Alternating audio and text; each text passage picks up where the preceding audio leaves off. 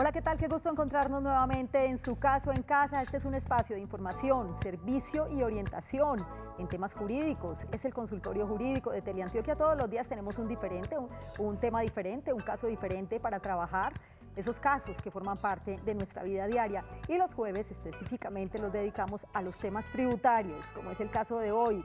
Y el tema tiene que ver con la familia o con esa sociedad conyugal. Planeación tributaria en familia. ¿De qué se trata? Y resulta que tiene algunos beneficios. ¿Cuáles son esos beneficios cuando hablamos de tema de impuestos? La ley prevé una serie de beneficios que pueden ayudar a optimizar la carga fiscal de los cónyuges o compañeros permanentes, con el fin de acceder a estos beneficios siempre y cuando se puedan probar los mismos. Los cónyuges declaran por separado.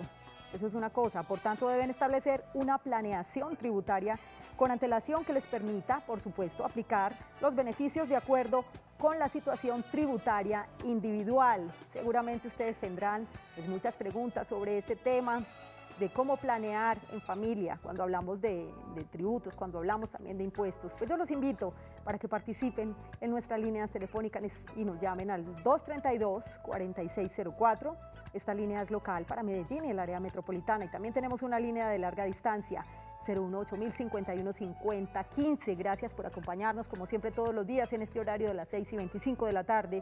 Saludo especial también para quienes están con nosotros en la repetición del programa de lunes a viernes a las 5:30 de la mañana. Y los invito nuevamente para que sigan escribiéndonos sus casos y nos sugieran temas a nuestro correo electrónico, sucasoencasa@teleantioquia.com.co. Tema de hoy, para que se preparen desde ya y marquen nuestras líneas telefónicas: planeación tributaria en familia. Y recuerden, su caso también puede estar en casa. Bienvenidos.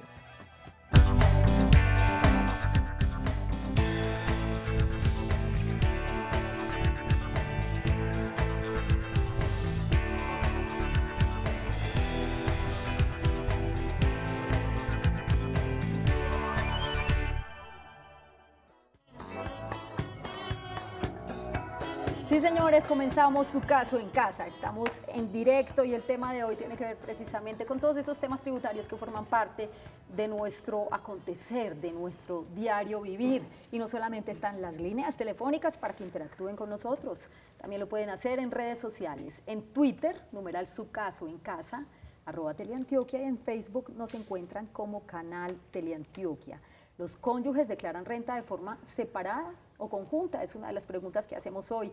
¿Qué aspectos financieros, además, se deben tener en cuenta en el patrimonio familiar para optimizar la carga de impuestos? Y ahora con la reforma tributaria, ¿qué pasará? Son muchas las inquietudes, muchas las dudas que tenemos pendientes. Está con nosotros el doctor Wilmar Alfredo Campo Balbín. Él es contador público, magíster en tributación, además es especialista en revisoría fiscal y gestión tributaria. Hace días no nos visitaba, doctor Campo, bienvenido nuevamente y con estos temas sobre todo de tanto interés para los televidentes. Muchas gracias, Yasmín, pues es un placer estar acá de nuevo con ustedes, con Teleantioquia, con los televidentes que tienen tanto aprecio por este interesante programa y pues interesante además justo en esta época del año que ya estamos finalizando el año fiscal, pensando ya en cómo hacer un adecuado cierre, una adecuada planeación ya en lo que tiene que ver con la definición de los aspectos tributarios del año 2016. Así es. Y cuando hablamos de planeación tributaria en familia, ¿a qué nos referimos específicamente, doctor Campo? Sí, Yasmina, al principio hacías una pregunta muy interesante en relación con la situación tributaria de los cónyuges. Entonces, empezando aclarando esa parte, decimos que los cónyuges declaran de manera independiente. Eso implica que la familia, el núcleo familiar debe organizar, digamos, su situación financiera para efectos de poder hacer uso de los beneficios que brindan las normas tributarias, teniendo como claro esa premisa, que los cónyuges declaran por separado, no declaran conjuntamente. Es como una ironía, pero la sociedad conyugal nace cuando muere, es decir, solamente cuando se liquida, bien sea por muerte de uno de ellos o por voluntad mutua de disolución de la sociedad conyugal, entonces entra a cobrar vida ese acervo patrimonial que surgió en esa sociedad conyugal. Pero mientras ello no suceda, pues cada cónyuge declara de manera independiente sus activos, sus pasivos, sus ingresos, y pues es lo que tiene que incorporar en su acervo patrimonial, en su declaración de renta, teniendo presente pues que esos beneficios que la ley puede otorgar y que se pueden acceder a ellos, se tienen que radicar en cabeza de cada uno de ellos como declarantes de manera independiente. Muy bien, perfecto. Para quienes acaban de llegar a sus pantallas, quiero contarles que hoy estamos hablando en Su Caso en Casa, como todos los jueves, de temas tributarios, planeación tributaria en familia. ¿De qué se trata? Ya el doctor Campo pues, nos explicaba un poquito para ponernos en contexto. Y cuando hablamos de familia, básicamente, doctor Campo, nos referimos solo a esa sociedad conyugal.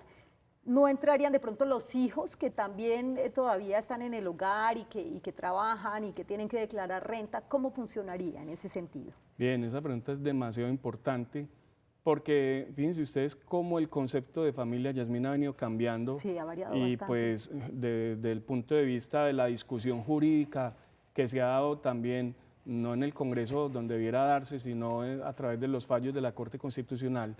Entonces, ya nos han mostrado un sendero, que la familia no constituye únicamente la unión del hombre y la mujer, sino que para efectos prestacionales, por ejemplo, podría ser la unión de parejas del mismo sexo. Sí. Igualmente, podríamos decir que la unión marital puede constituir una sociedad familia de hecho, pero para efectos del impuesto de renta, en uno y en otro caso, cada uno declara de manera individual.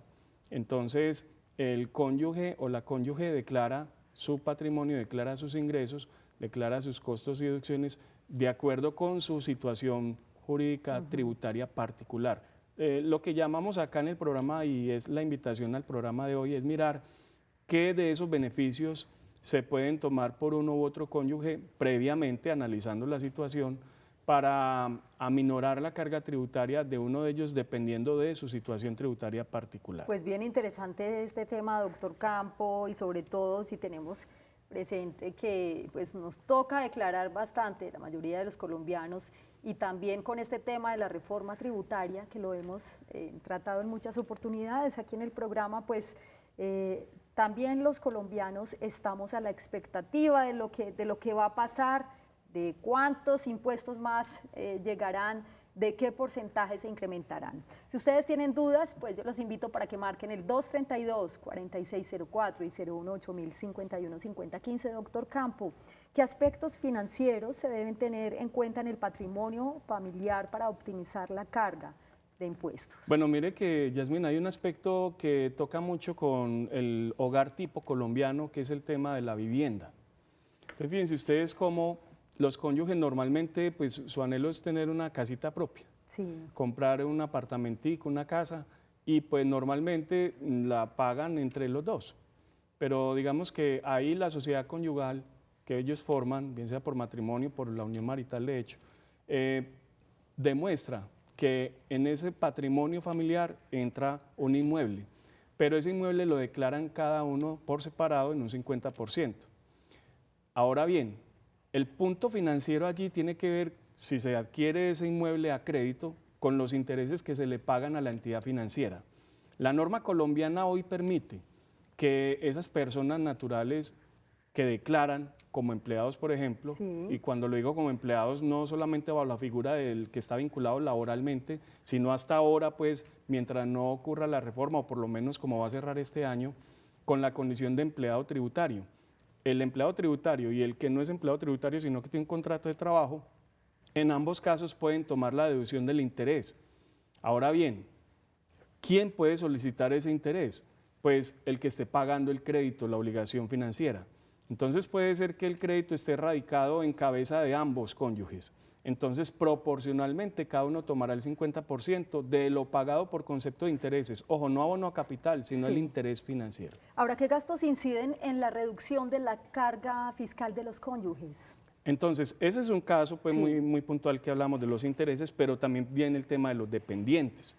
Es decir, si el cónyuge puede demostrar que tiene la condición de tener dependientes, es decir, personas a su cargo, no necesariamente tienen que ser los niños menores de edad, porque si están estudiando y están con edades entre los 18 y los 23 años lo puede tomar, si tiene el caso de los padres o los hermanos que dependan económicamente del cónyuge.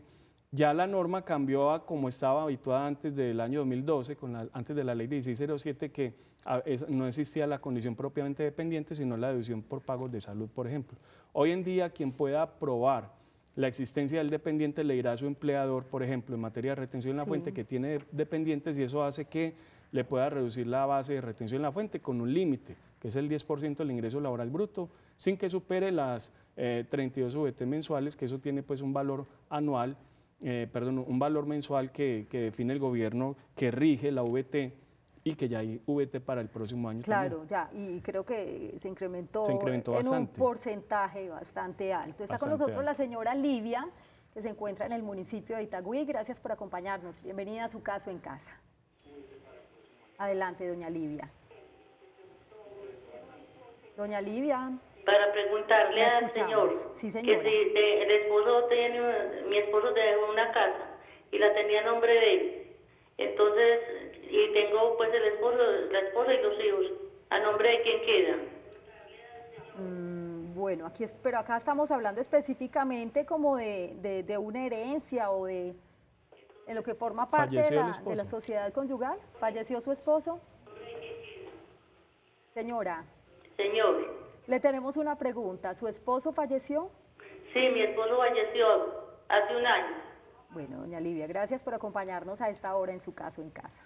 Doctor Campo. Sí, en el caso de doña Livia, entonces, decíamos hace un momento que la sociedad conyugal nace cuando muere la misma, sí, como contradictorio, pero en el caso de muerte de uno de los cónyuges, entonces surge una sucesión ilíquida, pero obviamente hay que previamente liquidar la sociedad conyugal que existía entre doña Livia y su esposo. Y si pues la casa estaba, digamos, a nombre de los dos, por ejemplo, ella tendrá derecho a un 50% dentro de la liquidación de la sociedad conyugal.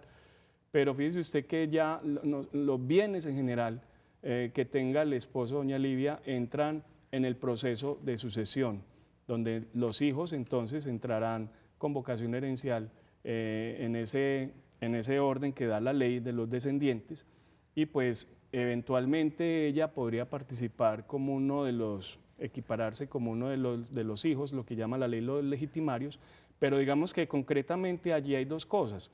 Primero, liquidar la sociedad conyugal que había entre doña Livia y su esposo. Es lo más importante, es lo primero. Claro, y una vez se liquide, entonces los bienes que quedan radicados en cabeza del causante son los que van a ser objeto de la herencia a repartir entre los hijos y los que tengan vocación sucesoral en ese caso. Muy bien. Planeación tributaria en familia, el tema de hoy en Su Caso en Casa. Nuestras líneas continúan abiertas para que ustedes participen en el 232-4604 y 018-051-5015. Hoy nos acompaña el doctor Wilmar Campo Balbín. Él representa una firma que se llama Ochoa y Asociados. Quiero recordarles el teléfono para alguna asesoría, es el 266-6474. Ochoa y Asociados es la firma que representa. Otra pregunta que tiene que ver, o sea, yo sé que hay algunos gastos que podrían reducir de alguna manera el impuesto de renta, y no sé si también en este sentido en la sociedad conyugal, y es el pago, por ejemplo, de las pólizas de salud y de la medicina prepagada. ¿Cómo beneficia a nivel del impuesto de renta? ¿Reduce algo? Sí, ¿Sirve? esas son deducciones que pueden tomar los empleados y que tiene un límite, digamos, mensual de 16 VT.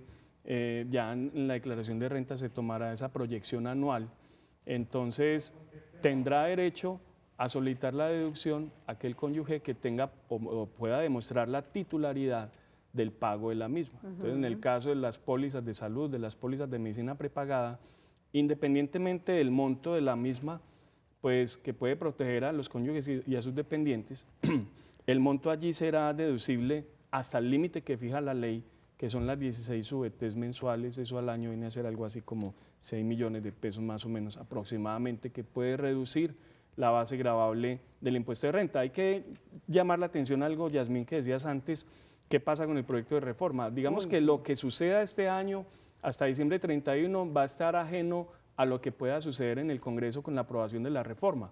Porque en Colombia, ¿qué fecha de diciembre es? No, el Congreso tiene sesiones ordinarias hasta el 16 de diciembre, pero seguramente ya están organizando las sesiones extras para poder alcanzar a aprobar este proyecto, que de todas formas el gobierno seguramente va a tener su voz de apoyo en el Congreso, dado que tiene mayoría en el Congreso.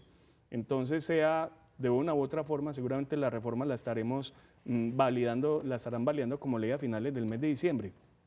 Lo que ocurre es que las normas tributarias no tienen retroactividad por un principio constitucional señalado en el artículo 363. Eso significa, Yasmín, que cualquier cambio que se suceda en materia del impuesto de renta cobrará vigencia, cobrará vigor a partir del 1 de enero del próximo año. Inmediatamente, ahí no hay espera. No hay espera, a menos que la misma norma diga por alguna situación que tiene una entrada en vigencia posterior. Ahora bien, la situación tributaria de la que estamos hablando acá en el programa es de la propia del año 2016. Por lo tanto, y es muy bueno hacer hincapié en ello, los cambios que se sucedan con ocasión de la reforma tributaria no van a afectar la situación tributaria que se dé al 31 de diciembre de este año.